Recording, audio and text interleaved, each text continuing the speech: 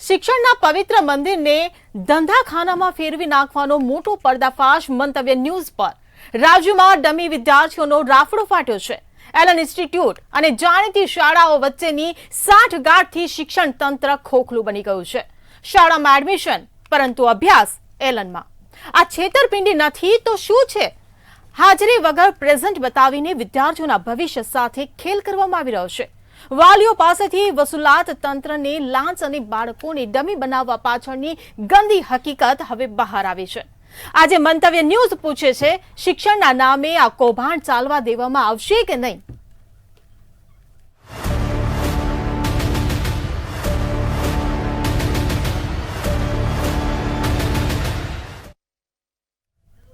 Allan અને શાળાઓ, શું તમે શિક્ષણ આપો છો કે ફક્ત રૂપિયા કમાઓ છો? શાળામાં એડમિશન, પરંતુ અભ્યાસ એલનમાં. આ ખુલ્લી છેતરપિંડી નથી તો શું છે?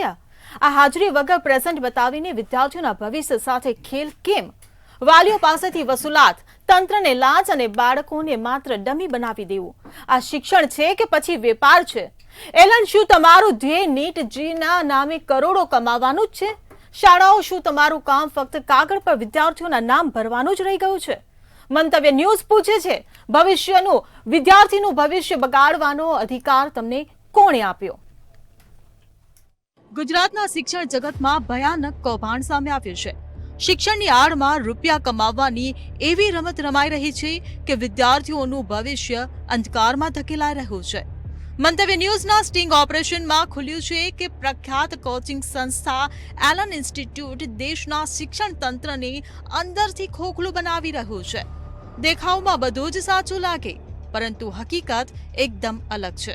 શાળા સાથે ગુપ્ત સાંઠગાંઠ કરીને નકલી એડમિશનના કાવતરા ઘડાઈ રહ્યા છે. એક બાજુ શાળાના એડમિશન રજિસ્ટરમાં વિદ્યાર્થીઓના નામ ચઢાવવામાં આવે છે, પરંતુ તે વિદ્યાર્થીઓને શાળામાં ભણવા મોકલવામાં આવતા નથી. તેના બદલે એ બાળકો સીધા એલનના ક્લાસરૂમમાં જ અભ્યાસ કરે છે. એટલે કે એડમિશન શાળામાં, અભ્યાસ એલનમાં. આ ચકચાર ભર્યા કાવતરાથી શાળાઓને આર્થિક ફાયદો મળે છે, જ્યારે એલન પોતાની કોચિંગ ફી વસૂલે છે. પણ સવાલ એ છે કે આ ગેરકાયદેસર સાંઠગાંઠનો ભોગ કોણ બને છે? જવાબ સ્પષ્ટ છે, વિદ્યાર્થી અને તેમના વાલીઓ. વાલીઓને ભૂલાવવામાં આવે છે કે બાળક શાળામાં રજિસ્ટર્ડ છે, પરંતુ વાસ્તવમાં તેને શાળાનું શિક્ષણ જ મળતું નથી. પરિણામે વિદ્યાર્થીઓ શાળાની પ્રવૃત્તિઓથી વંચિત રહી જાય છે અને ભવિષ્ય જોખમમાં મુકાય છે. વિદ્યાર્થીઓના ભવિષ્યને ઉજ્જવળ બનાવવા વચન આપનાર એલન હવે વિલન સાબિત થઈ રહ્યું છે, કારણ કે શિક્ષણનું મૂળ ધ્યેય માત્ર જ્ઞાન આપવાનું નથી, પરંતુ એક સંતુલિત શિક્ષણ તંત્ર જાળવીને બાળકોનો સર્વાંગી વિકાસ કરવાનો છે. પરંતુ અહીં તો શિક્ષણની આડમાં માત્ર નાણાકીય સ્વાર્થ સિદ્ધિ ચાલી રહી છે. મંતવ્ય ન્યૂઝના સ્ટિંગ ઓપરેશનમાં સ્પષ્ટ પુરાવા સામે આવ્યા છે કે આ ભૂતિયા એડમિશનના જાળમાં હજારો વિદ્યાર્થીઓ ફસાઈ ચૂક્યા છે. શાળા એલન સાંઠગાંઠથી શિક્ષણ વિભાગની સિસ્ટમને અંદરથી ખોખલી બનાવવામાં આવી છે. કાયદાના આંખોમાં ધૂળ નાખીને, નિયમોને પાંદડા બનાવીને બાળકના ભવિષ્ય સાથે ખેલ કરવામાં આવી રહ્યો છે. વાલીઓમાં ભારે રોષ છે. ઘણા વાલીઓએ સ્પષ્ટ શબ્દોમાં જણાવ્યું છે કે તેઓ બાળકોને સારું ભવિષ્ય આપવા માટે મહેનત કરીને ફી ચૂકવે છે. બાળકોમાંથી સ્પર્ધાત્મક પરીક્ષાની તૈયારી માટે દબાણ કરવામાં આવે છે, પરંતુ મૂળ શિક્ષણ અને શાળાની આધારભૂત પ્રવૃત્તિઓમાંથી તેમને દૂર રાખવામાં આવે છે. હવે સવાલ છે, શું શિક્ષણ વિભાગ આ મામલે આંખ મીચીને બેઠો છે કે પછી આ કૌભાંડ પર કડક પગલાં ભરાશે? મંતવ્ય ન્યૂઝના ખુલાસા બાદ સમગ્ર શિક્ષણ ક્ષેત્રમાં ચિંતા અને ચકચાર મચી ગઈ છે. હવે વાલીઓ, વિદ્યાર્થી અને સમાજનો એક જ પ્રશ્ન છે, શું એલન જેવા મોટા કોચિંગ માફિયાઓ સામે કડક કાર્યવાહી થશે કે ફરીથી સિસ્ટમના નામે બધું દબાઈ જશે? મંતવ્ય ન્યૂઝ આપને બતાવશે દરેક પુરાવો, દરેક હકીકત અને કરશે આ કૌભાંડનો પર્દાફાશ, કારણ કે અમારું ધ્યેય છે સાચી ખબર સાચા સ્વરે. બ્યુરો રિપોર્ટ, મંતવ્ય ન્યૂઝ.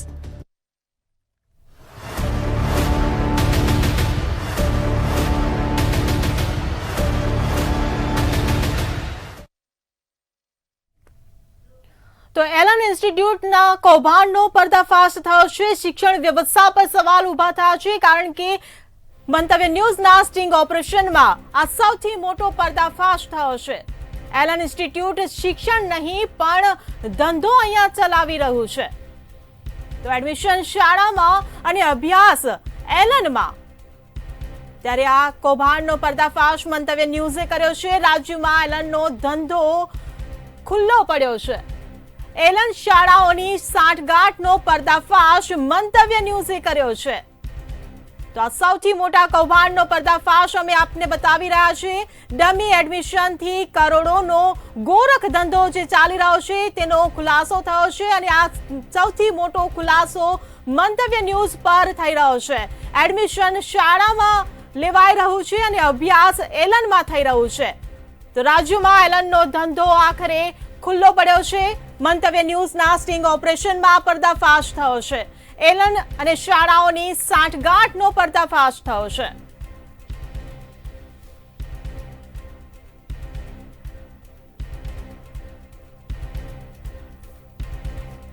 સંવાદદાતા વિશાલ મહેતા આપણી સાથે ન્યૂઝરૂમથી લાઈવ જોડાઈ ગયા છે. જી વિશાલ, મંતવ્ય ન્યૂઝની આ સ્ટિંગ ઓપરેશન કરવાનો વિચાર કેવી રીતે આવ્યો?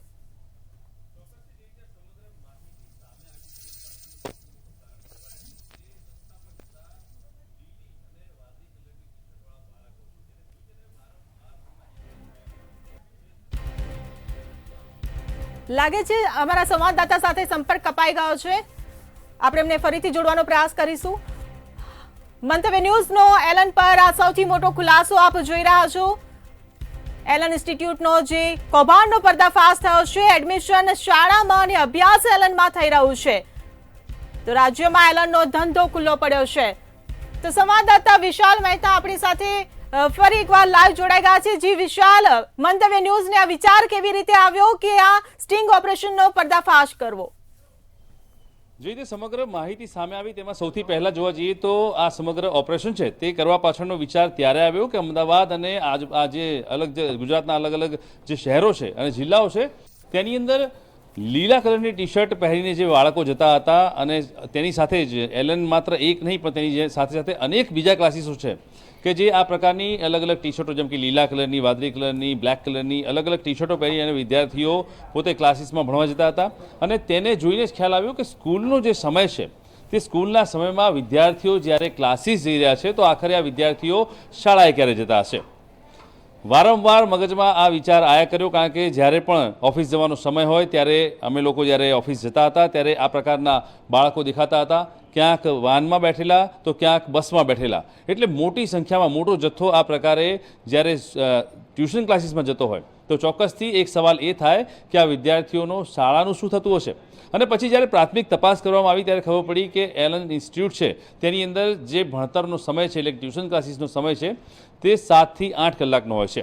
એટલે ત્યારે પહેલો સવાલ એ આવ્યો કે ખરેખર જો 7 થી 8 કલાકનો સમય ક્લાસીસમાં ભણવાનો હોય તો પછી શાળાએ ચોક્કસ વિદ્યાર્થીઓ નહીં જતા હોય તો શા માટે આટલા મોટા પ્રમાણમાં વિદ્યાર્થીઓ ના જતા હોય તો શાળા પગલાં નહીં લેતી હોય?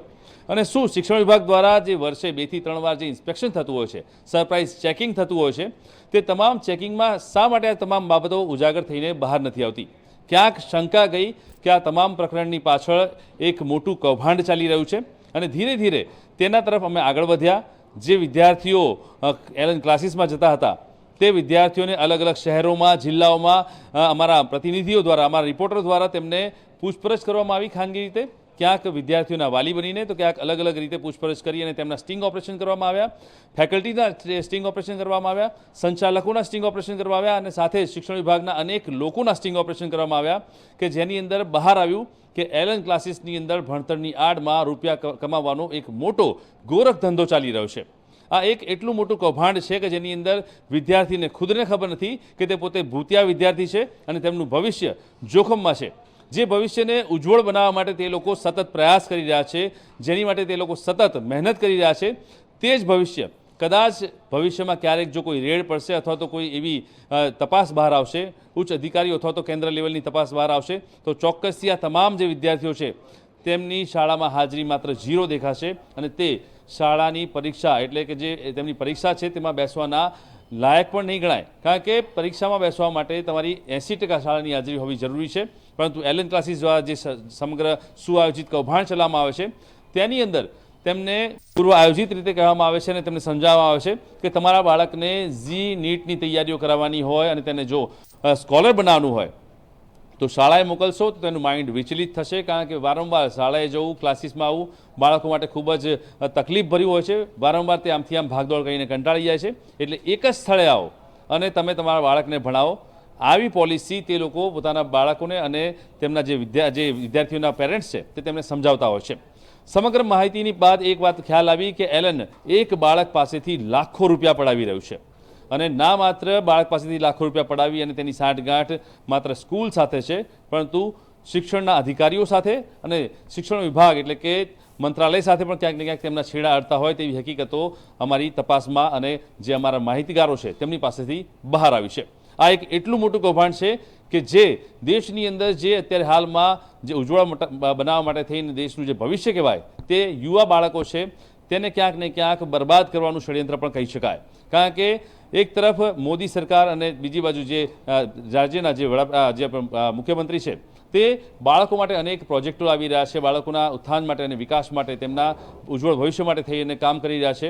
ત્યારે બીજી તરફ આ પ્રકારના જે ક્લાસીસો છે તે ક્લાસીસો દ્વારા માત્ર રૂપિયા કમાવા માટે થઈ અને સમગ્ર નિયમોને નેવે મૂકી સિસ્ટમને ક્યાંક કોમ્પ્રોમાઇઝ કરવામાં આવી છે અને તેના આધારે અત્યારે હાલમાં આ સમગ્ર જે કૌભાંડ છે તેને લઈને કરોડો રૂપિયા કમાવામાં આવી રહ્યા છે અને સાથે જ જે આ તંત્ર છે તે તંત્ર ક્યાંક આ શિક્ષણ વિભાગને ખોખલું કરી રહ્યું છે. જી વિશાલ, પરંતુ આ જે આખું સ્ટિંગ તમે જે કર્યું છે એ સ્ટિંગ કેવી રીતે કર્યું એ થોડું વિગતે જણાવો. જી ચોક્કસથી જે રીતે અમને ખ્યાલ આવ્યો કે લીલી ટી શર્ટ પહેરીને બાળકો રોડ પર જઈ રહ્યા છે, મોટી સંખ્યામાં બાળકોનું પ્રમાણ જોવા મળે છે. ના માત્ર મીડિયાને આ ધ્યાનમાં આવ્યું છે પરંતુ અનેક લોકોને પણ ધ્યાનમાં આવ્યું. જ્યારે અમે એક પબ્લિક તરીકે પૂછપરછ કરી અને જ્યારે સર્વે કર્યો ત્યારે ખબર પડી કે આ એક મોટું કૌભાંડ છે જે માત્ર ગુજરાતમાં નથી ચાલતું. ગુજરાતમાં તેમની સંખ્યાબંધ સંસ્થાઓ અને બ્રાન્ચીસ આવેલી છે અને ગુજરાત સિવાય સમગ્ર દેશમાં એલન જે છે તે ઇન્સ્ટિટ્યૂટની બહુ મોટા પ્રમાણમાં સંસ્થાઓ આવેલી છે અને તે તમામ સંસ્થાઓની અંદર બાળકોને રાહત આપવાની વાત કરી અને લાખો રૂપિયા પડાવવામાં આવે છે. તેમને ગેરકાયદેસર રીતે ખોટી રીતે દોરવામાં આવેલા છે. તેમના પેરેન્ટ્સને ખબર નથી, બાળકોના વાલીઓને ખબર નથી કે તે ક્યાંક ખોટું કરી રહ્યા છે, કારણ કે તેમને એ બતાવવામાં આવે છે કે તમારા બાળકનું ભવિષ્ય ઉજ્જવળ થશે, તે ડૉક્ટર બનશે, એન્જિનિયર બનશે, આઈપીએસ ઓફિસર બનશે. તેની માટે થઈ અને તમારા બાળકને સવારથી જ અમારા ક્લાસીસ પર મોકલી દો, તેને સ્કૂલમાં જવાની જરૂર નથી અને તે માત્ર શાળામાં ગયા વગર ક્લાસીસમાં ભણશે સવારથી સાંજ સુધી, તો તેનું ભવિષ્ય ઉજ્જવળ થશે. પરંતુ ક્યાંક તે લોકો પોતાના રૂપિયાની લાલચમાં વિદ્યાર્થીઓના જે માતા પિતા છે તેને ક્યાંક કોમ્પ્રોમાઇઝ કરાવી રહ્યા છે. તે લોકોને લાલચ આપી અને પોતાના બાળકના ભવિષ્ય માટેની જે વાત કરી અને તે લોકોને ખોટા રસ્તે દોરવી રહ્યા છે. કારણ કે ક્યાંક ને ક્યાંક સરકારનો નિયમ છે અને શાળાના જે શિક્ષણ વિભાગના નિયમો છે તેની અંદર સ્પષ્ટપણે લખેલું છે કે શાળાએ નિયમિત જવું, ત્યાં હાજરી પુરાવી, તમામ જે વિષયો છે, ક્લાસીસ છે તેમાં ક્લાસ એટેન્ડ કરવા અને જો 80% હાજરી હોય તો જ આ તમારે જે ક્લાસીસ સિવાયના જે તમારા પરીક્ષા છે તે પરીક્ષા તમે આપી શકશો. આ તમામ હકીકતો જ્યારે બહાર આવી ત્યારે અમે પછી તપાસ કાર્યવાહી શરૂ કરી અને ધીરે ધીરે જ્યારે ઇન્ક્વાયરી શરૂ કરવામાં આવી ત્યારે સ્ટિંગ ઓપરેશનના પહેલા પડાવની અંદર અમે ચેક કર્યું કે વિદ્યાર્થીઓ શું કહેવા માગે છે. ખરેખર જે પ્રમાણે માહિતી બહાર આવી રહી છે તે સાચી છે કે ખોટી છે. ત્યારે ખબર પડી કે વિદ્યાર્થીઓ છે તે પોતે જ કહી રહ્યા છે કે અમારે શાળાને જવાની જરૂર નથી. અમને કહેવામાં આવ્યું છે ક્લાસીસ તરફથી કે તમે લોકો માત્ર ક્લાસીસમાં ભણો, શાળાની હાજરી આપોઆપ ભરાઈ જશે.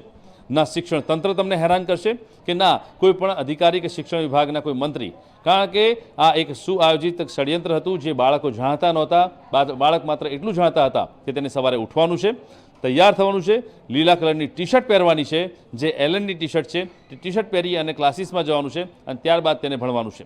પરંતુ તેને એ ખબર નથી કે આ બાળક છે તે પોતાનું ભવિષ્ય ઉજ્જવળ નથી પરંતુ બરબાદ કરી રહ્યું છે.